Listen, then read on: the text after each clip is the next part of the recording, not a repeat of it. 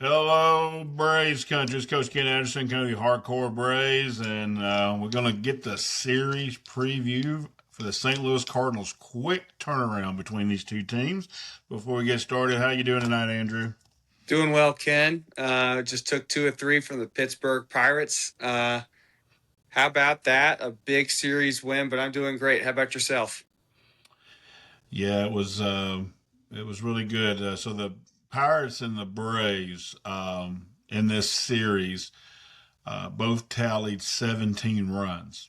And the Braves come out with a 2 out of 3. So we'll take it. Make sure you jump on the recap. We're going to break it all down. But we're going to look at the series preview. I would say that when we played St. Louis at home, it was a pretty disappointing series. We lost the first game 5-3, and we went 1 for 12 with runners in scoring position. We were able to bounce back and win game two, and then game three we're up 5-3, and we talked about it on the recap, and then Andrew didn't get a chance. He can talk about it. Alex has left the bullpen short for a couple of weeks. They didn't have hardly anybody that could pitch. They do go to Kenley. He hangs a slider and ties it. And then Dylan Lee has his only bad performance of the year, and we get beat 2 out of 3. So we get to go to St. Louis, and hopefully we'll take 2 out of 3 and make the season series 3-3. What are your thoughts initially about what happened in Atlanta and going forward this weekend at the Arch in Missouri? Um, Going back off the last series, what was it, maybe now a week and a half ago? Um, the Braves were just in a bad spot, just mentally, offensively, defensively, and then on the pitching side. I think some things have started to get a little bit cleaned up as we've seen, winning 5 out of the last 8, but after that series, but that was just a whole debacle series, especially in the third game when Lee was used a lot and he had his first bad outing. Kinley left that slider, especially after we scored 4 or 5 runs in the first inning against Dustin May. And it was looking like a series win. We were going to get back on track, and just the shorthanded bullpen just kind of had a bad night, and that was unfortunate. Kind of put a thorn in our side, but we've rebounded the last couple of series. I know the Mets series, you can say what you want, could have gone either way, winning a sweep or a 3 out of 4. But what a great way to go into St. Louis on a high note, winning your last 2 games against a good Pittsburgh team. Yeah, that's the thing to remember. The Pirates are a very good baseball team. They'll probably stay in it the whole year because their offense can absolutely rake, and they've got really good young pitching. So Pirates actually may be buyers at the trade deadline. They need bullpen help, and so they may go try to get somebody. Rumors today, and make sure you jump in on the trade deadline pod. Chapman going to Pittsburgh, and that makes total sense. So we'll see. All right, so the Braves are 5-4 their last 9. Um, I believe we've righted the ship a little bit. Now, look, we lost 2 brutal losses to the Mets in that 5-4. So I don't think Braves fans have realized Braves have kind of come out of it a little bit here in July. They're 5-4 in the month of July. They look like they're hitting the ball again and playing better. And look, we got Ronnie going to come back right after the All Star game. He's going to go on a rehab assignment. AJ Smith Shawver is going to pitch Saturday for Gwinnett. There's a lot of things coming. Suarez by the end of the month, hopefully. So it seems like we righted the ship, and we're able, going into this taping, we're taping right after the Pirates game. We're 3.5 up on the Marlins and Phillies, depending on what they do tonight. But if you'd have told me back when we were 4-14 at the end of June, I would take if we were 3 up and kind of righted the ship. How about yourself? Yeah. After the way June went, I was, we're riding the ship now. I think we're getting back in a really good spot. We're playing some good ball. Just a couple better starting pitching outings, and and then we're 1 out away from being 6-3 in our last 9. Um, I'll give the Mets one of those 2 losses. But we should have had one of them. Um, we're kind of like you said, we're riding that ship again. We're hitting again. The bullpen's pitching really well right now. Starting pitching's hit kind of still been there, or been it's been there and it hasn't been there. Grant Holmes was great in game 2. That was big. I shouted him out on Hotlanta, and he gave it a good thumbs up. So thank you, Grant. But we're starting to play some good ball, and the team as a whole and the collectiveness between the group is starting to come together. And I think that's a huge leadership um, tune to Matt Olson right there. I think he's kind of taken him under his role as you've seen him get hot the last few games, and his leadership ability right now is at a top notch. I agree.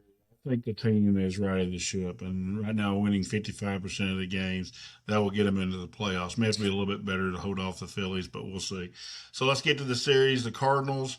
Normally, St. Louis is a place we normally play pretty well. For some reason, we have those struggles the last couple of years there. I think it's more ball team dependent than it is the fact the Cardinals have not been good. They are got a pretty good team. They're having a very tough series with Milwaukee. And the good thing is the Braves are going to get a team that's going to have played 5 games in 4 days. Automatically, that tells you the Braves bullpen will definitely be fresher than the Cardinals bullpen. So we'll see how that goes.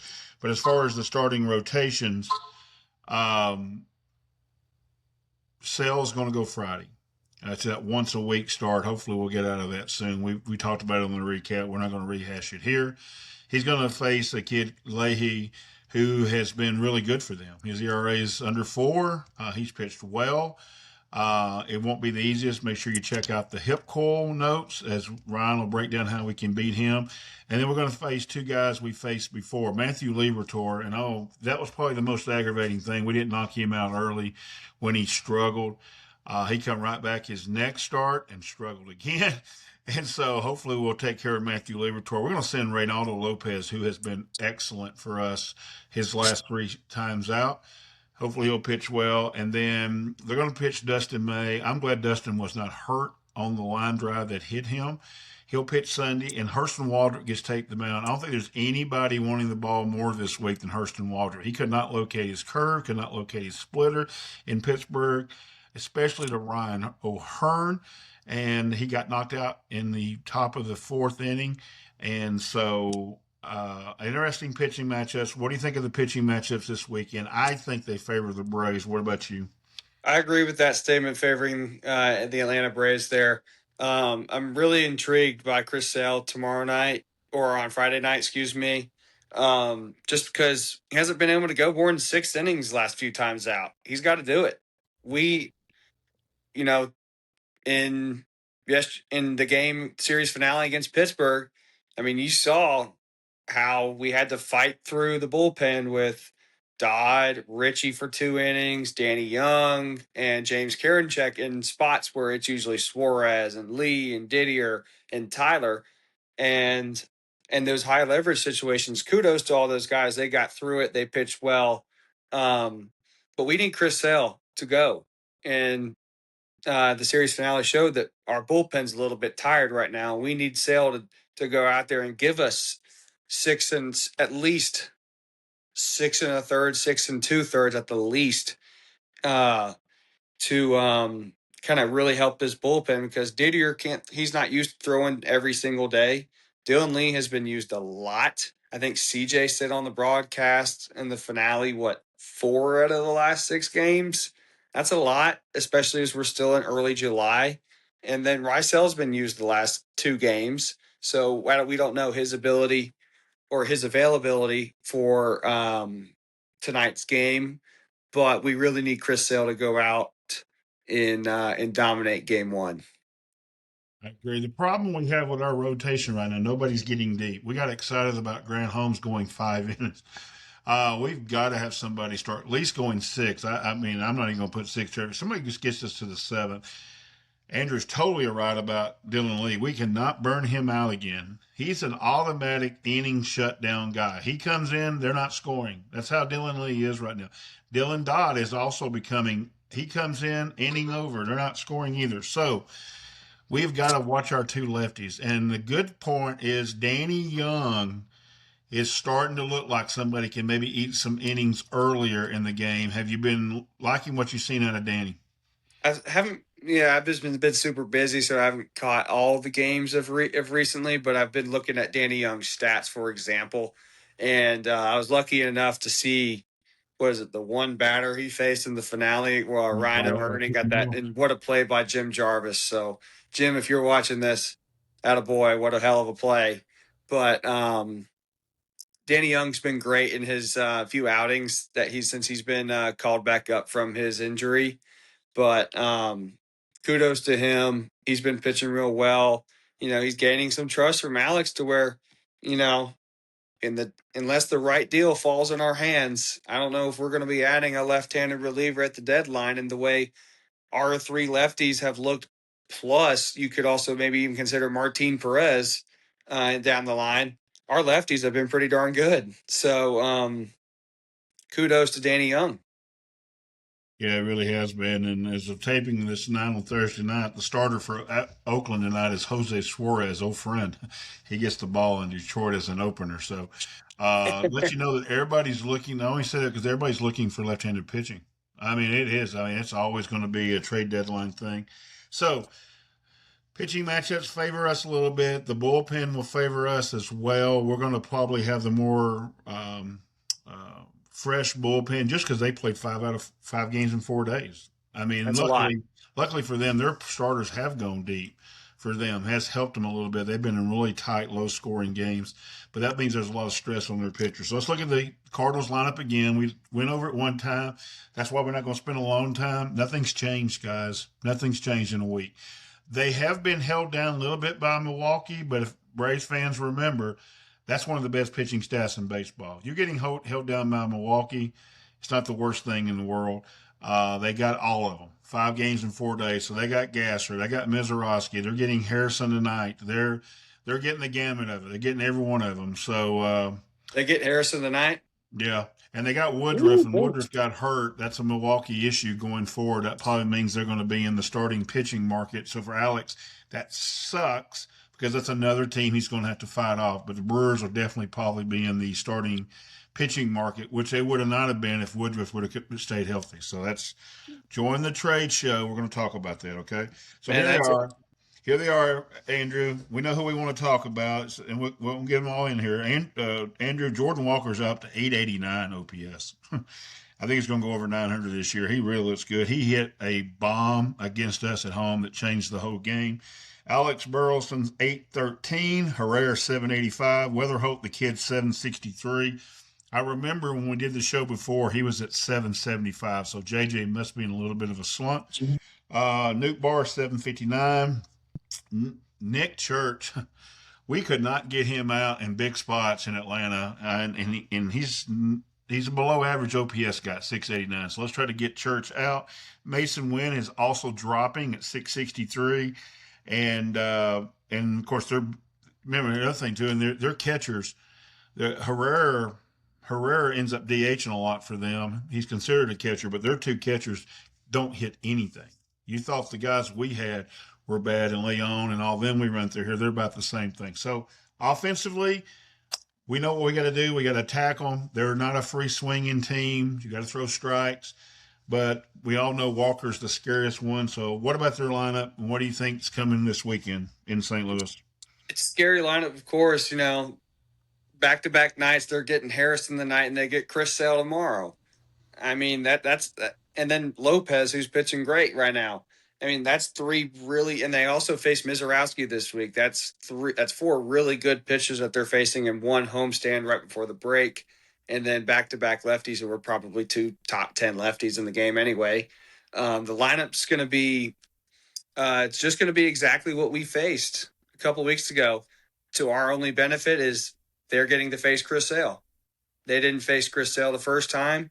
They get to face our ace, and it'll be a little bit It'll be very different because they got a lot of lefties in there. So maybe a couple lefties will be down tomorrow on the series opening game. But it's a tough lineup. Jordan Walker, I mean, that guy's been amazing. I mean, I know the guy. I hope he wins the home run derby. I know he announced he's going to go play in the derby.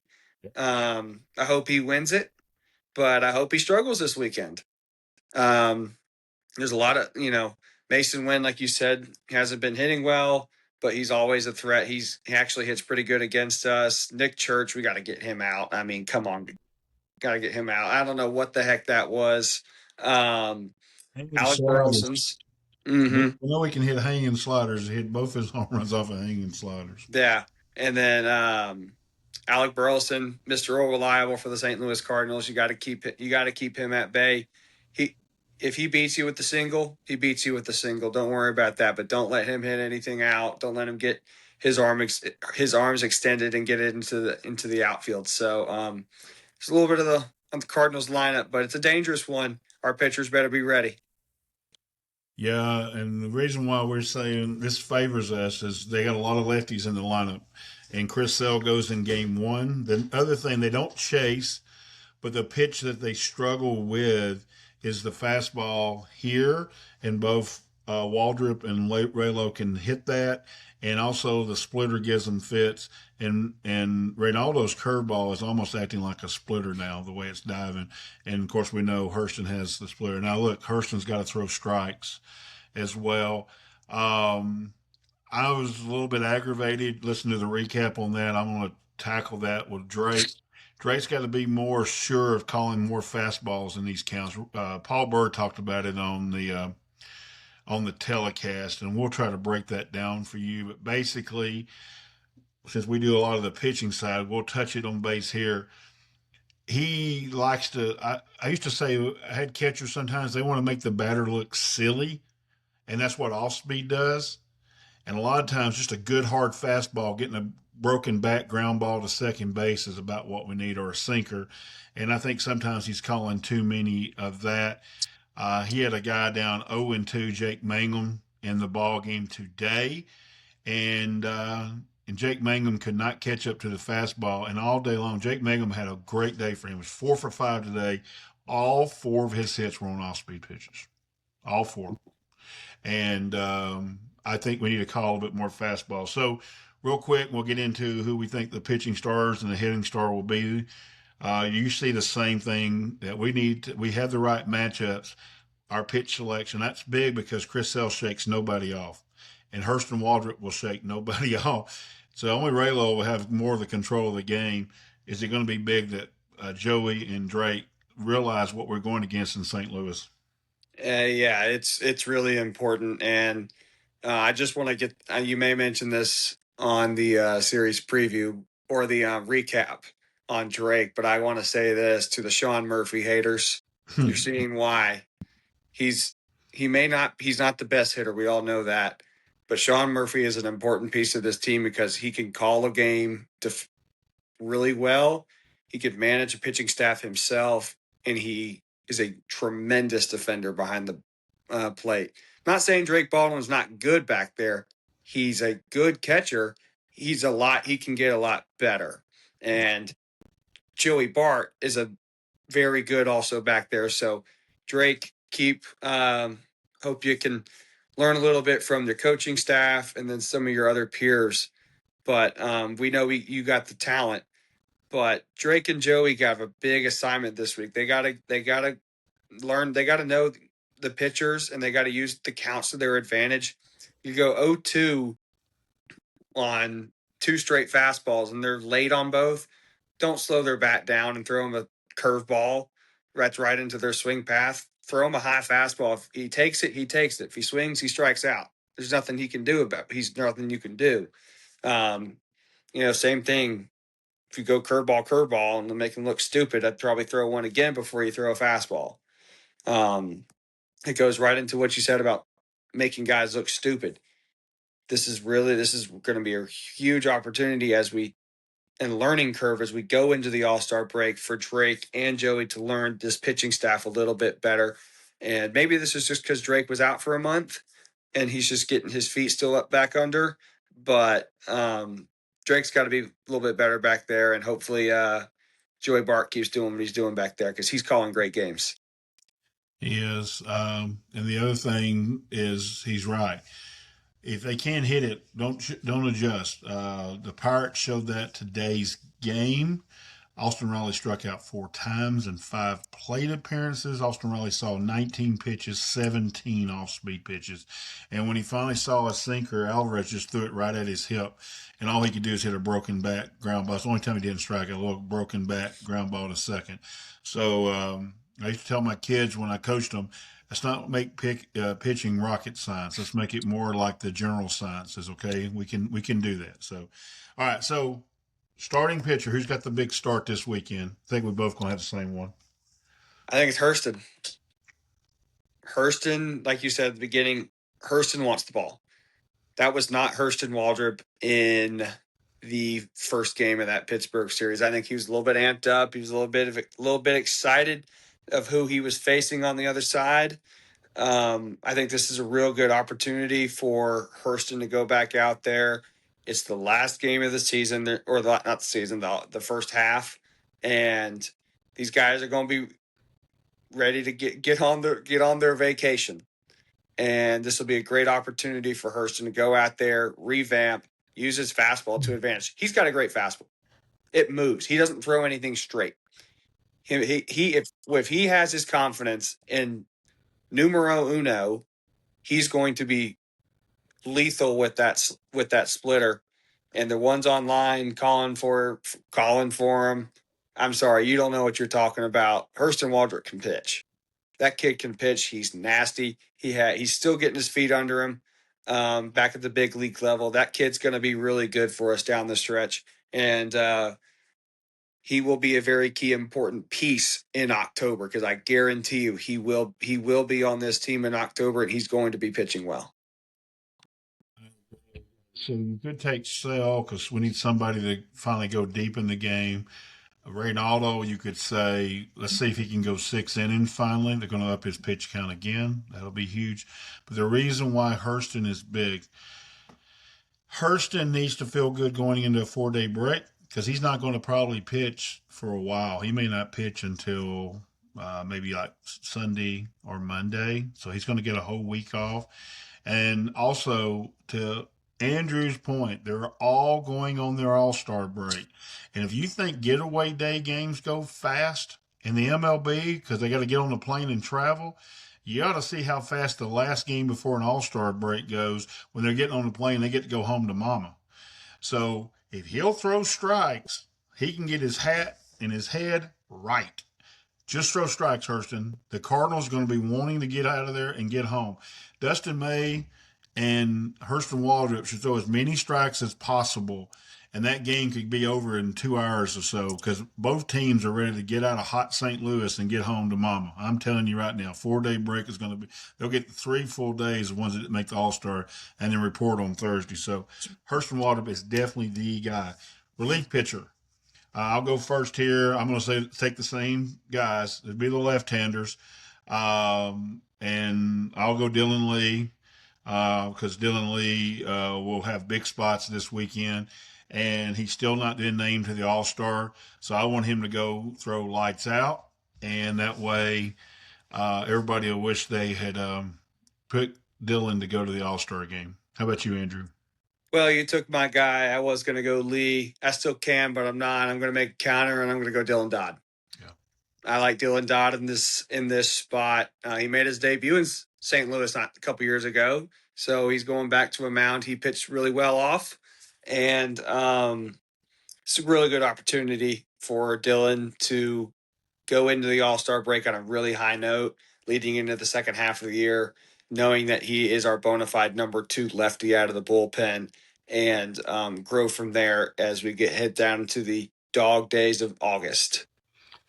Yeah. So I'm excited. So if we win a series 2 out of 3, this is your chance. What hitter is going to have the big weekend?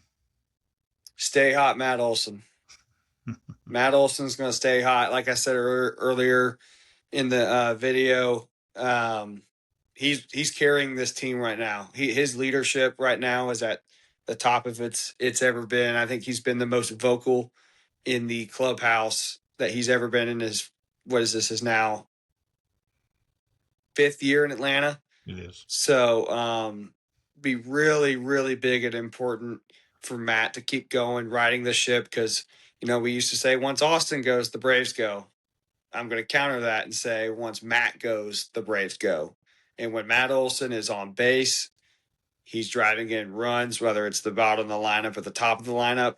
The Braves are winning baseball games, as you've seen 5 out of the last 8. So Matt Olson. I'm going to go with a guy who we've been telling everybody in Braves country to watch for the last 8 to 10 games. He has absolutely been tattooing the baseball with nothing hardly to show. He's had a big hit here and there, but he had a grand slam today in the Pirates game. I'm going to go Mike Yastrzemski. I think Mike Yastrzemski could be huge this weekend. And I'm going to challenge. I do this all the time. I'm going to challenge Walt. When you're listening to this, Walt, leave him in all 3 games. Leave Yastrzemski in all 3 games. Let him hit off Liberatore. Liberatore is not going to blow the bat out of his hands. And let's just get a few more at bats. Because I say that because we still don't have a right-handed DH going in, and we know Dom is not going to fit that profile. Maybe Yastrzemski can finally start learning how to hit left-handers a little bit, certain left-handers, and Liberatore will be one of them. So, got to get out of here. What's your series pick? Man, I really want to do it, Ken. I want to do it, but I'm not going to. Yeah, I am. We're sweeping. All right. All right. I'm going to say 2 out of 3. We got on here on Hardcore Braves and across all pods before we went into the road trip. We had a 4-2 road trip. We would probably have a 4-game lead when we got out of here going to Philadelphia. And if our red friends will take care of business tonight, we could have that. And that's going to make the Phillies win both Friday and Saturday because I think Scooble's going to shove on them Sunday. So that's us for tonight. We're going to get out of here. Remember, at Hot Atlanta Highlights, Instagram is where Andrew, also Andrew Davison _10. Find all of that stuff at Hardcore Braves. Any social media platform, you can get on Hardcore Braves and you can get the links to all of that. It includes Ryan stuff and Aaron stuff. We appreciate you. We love you, Braves country, and we're out of here. Peace. You know what, boys? You guys are going to be world champions for the rest of your life.